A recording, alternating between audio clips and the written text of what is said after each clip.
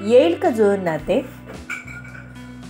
आरवचा phone आल्यावर त्याला त्या दिवशीचा व्हिडिओ आणि फोटो पाठवायला सांगितले आदित्यने. इथून पुढे अगदी पुढच्या मिनिटाला आदित्यच्या फोनची नोटिफिकेशन टोन वाजली.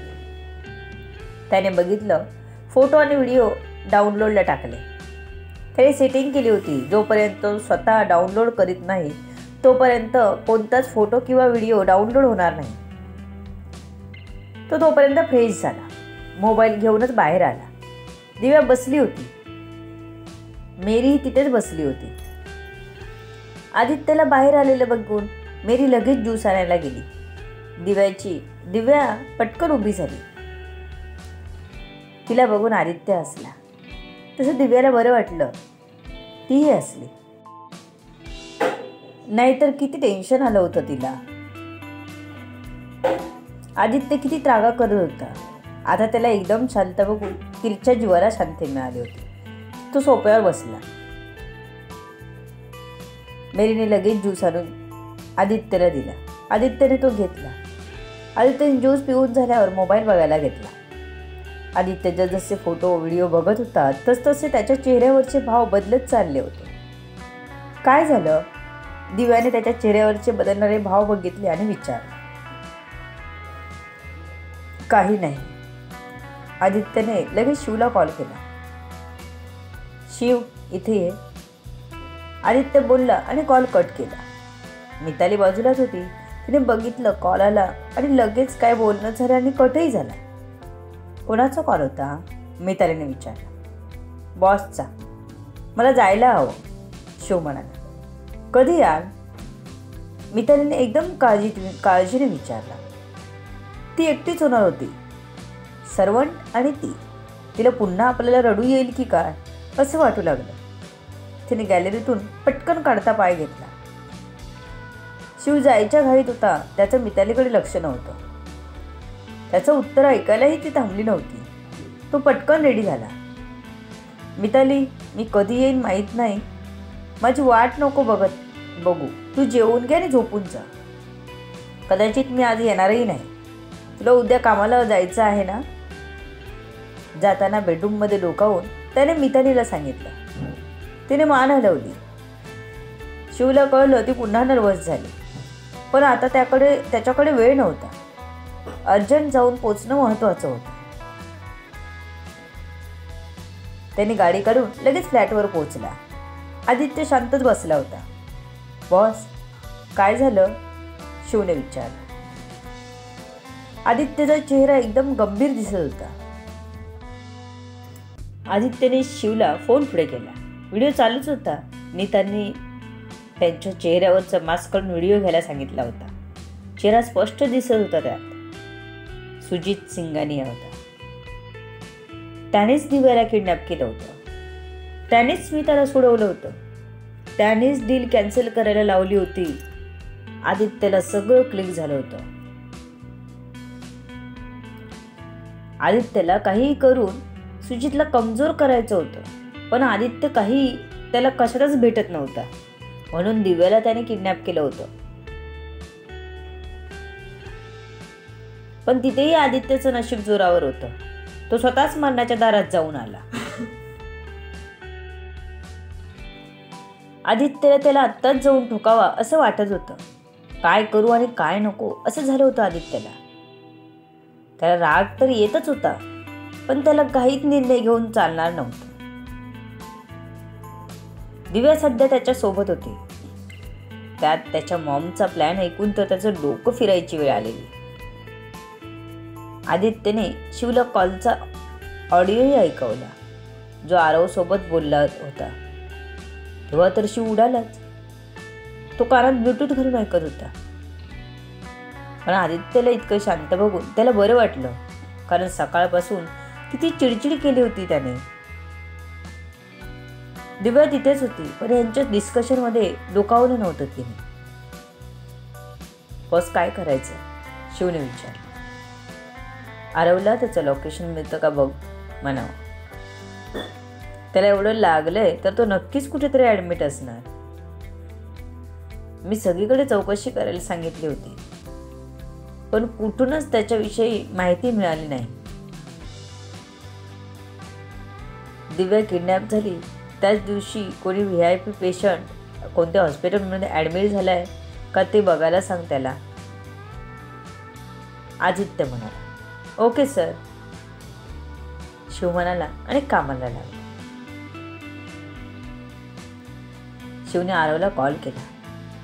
त्याला सांगितलं काय करायचं ते आणि तो पुन्हा आदित्य जवळ आला. शिव, माझी परत चिडचिड व्हायला लागली. मला तू समोर दिसलास तरी राग येतोय, आदित्य म्हणाला.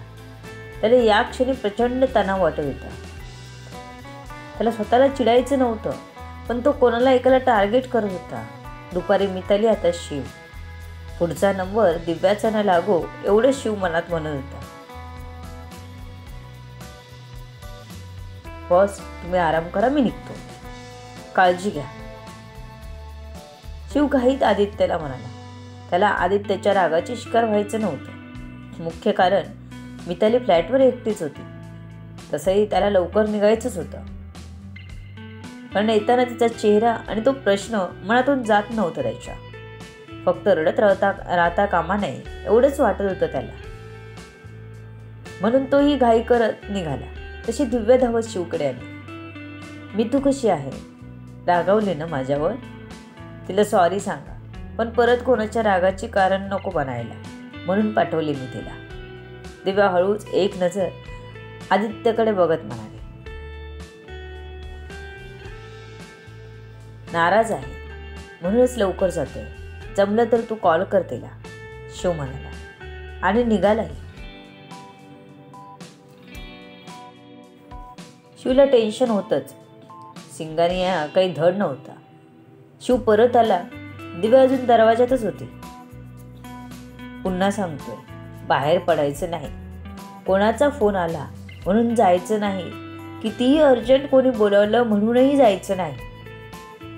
तुझा नंबर मी बदलतोच आहे, पण त्याआधी लक्षात ठेव, आदित्य सरांसोबत असलीच तरच बाहेर पडायचं. एकटं बाहेर पडणं तुला खूप धोक्याचं आहे. शिवला तिच्या डोक्यातलं प्लॅन ऐकल्यापासून भीतीच वाटली होती. आदित्यला सोडून जायच्या नादात एकतर त्या सुजितचं टार्गेट व्हायची, नाहीतर आदित्यच्या मॉमचं. तो विचार करत होता, पण आदित्यची मॉम एवढं का करते? सोशल मीडियावरून कॉन्टॅक्ट करून एवढे घाणेरडे प्लॅन करून त्यांना मिळणार काय आहे? आदित्यचं डोकं परत दुखायला लागलं होतं. त्याला हा ताण सहन होत नव्हता. मॉम असं काही दिव्याबद्दल विचार करेल, प्लॅनिंग करेल वाटलंच नव्हतं त्याला. ते प्लॅन इतकं घाणेरडं होतं की त्याला इमॅजिन करूनच डोक्याची शीर तडतड उडत होती. त्याचा पुन्हा संताप झाला होता. या क्षणी खूप जवळचं कोणीतरी हवं होतं त्याला. दिव्या. त्याच्या डोक्यात विचार आला. शिव गेल्यावर दिव्याने दरवाजा बंद केला. ती मागे फिरली तर आदित्यचे डोळे पुन्हा लाल झाले होते. बँडेजमधून थोडं रक्त दिसत होतं. आदित्यचा अवतार बघून दिव्या जागीच उभी होती, पण पुढच्या क्षणी आदित्यकडे धावली. आदित्य, काय होतंय? दिव्या म्हणाली. काय नाही, तू शांत राहा. तो सोफ्यावर खाली बसला आणि तिच्या कमरेला हात टाकून दुपारसारखं डोकं तिच्या पोटावर चिरावलं त्याचं. भिजणारा बँडेज बघून दिव्याला भीती वाटायला लागली होती. आदित्य शांत होत होता, तसंच त्याचं डोकं शांत होत होतं.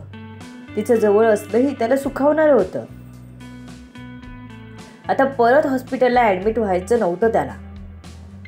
आदित्यला बरं वाटलं तसा तो दिव्यापासून थोडा लांब झाला. आदित्यला दिव्याची खूप काळजी होती. मॉमच्या कारनाम्यांमध्ये तिला फसू द्यायचं नव्हतं. तू मला विचारल्याशिवाय कुठेच बाहेर जायचं नाही हा? आदित्य तिच्या चेहऱ्यावरचे केस मागे करत म्हणाला. तिने मान हलवली. तिला शिवने आणि आदित्यने सांगितलं म्हणजे काहीतरी गंभीर असणार हे दिव्याच्या लक्षात आलं होतं. म्हणूनच ती लगेच त्यांचं ऐकायला तयार झाली. आदित्य काहीच न बोलता बेडरूममध्ये गेला. आदित्य डोळे बंद करून पुन्हा आडवा झाला. आदित्य काय होतंय? दिव्याने त्याच्या मागोमाग येऊन त्याला विचारलं. डोळे उघडून त्याने बघितलं आणि तिला आपल्या बाजूला टॅप करत बोलावलं. आपल्या बाजूला यायला सांगत होता तो. दिव्याही त्याच्याकडे जाऊन बसली. माझ्या सगळ्या दुखण्यावर एक तू औषध आहेस, माहित आहे का तुला? आदित्यने तिच्याकडे बघून विचारलं. आपण डॉक्टरकडे जाऊया का? तुमच्या डोक्यातून रक्त येतंय. दिव्याने काळजीने विचारला. नको, त्याची काही गरज नाही. तू आहेस ना, मी होईल लगेच बरा.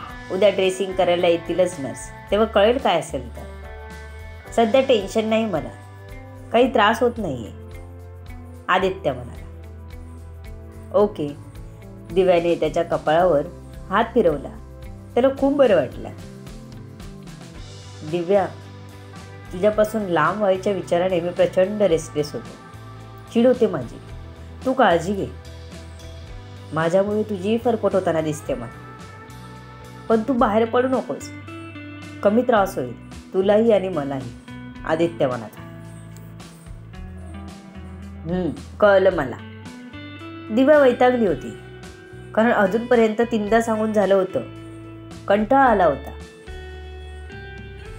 तिला काही कुकुलं बाळ समजतात का सर्व, म्हणून राग आला होता. दिव्या, तुला पुन्हा गमवायची ताकद माझ्यात नाही, म्हणून सांगतो.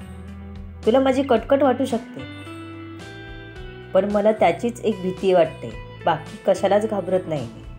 आदित्य तिचा हात हातात घेत म्हणाला. दिव्यालाही त्याची काळजी कळत होती, म्हणून ती गप्प झाली. शिव धावत पळत फ्लॅटवर पोहोचला तर मिताली रडतच होती. हार्डली अर्ध्या पाऊण तासात तो परत आला होता.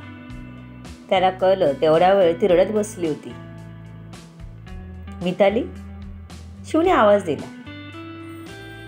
तसे मितालीने पटकन डोळे पुसले. तिने शिवकडे बघितलं नाही.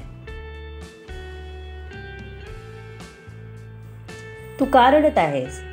तुला वाईट का वाटतंय? शिवने तिच्या बाजूला बेडवर बसत विचारलं. माहित नाही, पण मला एकटं वाटतं इथे, मिताली म्हणाली. ओके, पण मी आलोय आता, तू शांत हो. तू काहीतरी खायला बनवणार होतीस ना, बनवलं? शिवने विचारलं. मितालीने मानेनेच नाही सांगितलं. हे आपण दोघं बनवू, म्हणत त्याने मितालीचा हात पकडून तिला किचनमध्ये घेऊन आला. आदित्यच्या डोक्यात मॉमला कसं थांबवायचं हा विचार चालू होता. आपण दिव्याला काही भेट दिली ज्यात तिचं लोकेशन मला कळेल असं डिव्हाइस असेल तर तिच्या सेफ्टीसाठी काहीतरी करू शकतो आपण असं. हा विचार आदित्य करत होता. दिव्याला वाटलं आदित्य झोपला, म्हणून ती उठून बाहेर आली. तिने मितालीला कॉल केला, पण तिने उचलला नाही. दिव्या जशी बाहेर गेली तसं आदित्यने डोळे उघडले आणि त्याने शिवला कॉल केला. To be continue. बघू पुढे काय होतंय. सर्व गोष्टी कळण्यासाठी RB व्हायरल फीवरवर पुढील येणारे भाग वाचायला आणि ऐकायला विसरू नका. तुमच्या अमूल्य प्रतिसादाची आतुरतेने वाट बघते. लेखिका शब्दवेदी उर्फ संतोषी राणे पाताळे. धन्यवाद. निरनिराळ्या कथा ऐकण्यासाठी या चॅनलला सबस्क्राईब करा आणि कथा तुमच्या मित्र मैत्रिणींना शेअर करा. चॅनलला सबस्क्राईब करा, लाईक करा, कमेंट करा, शेअर करा.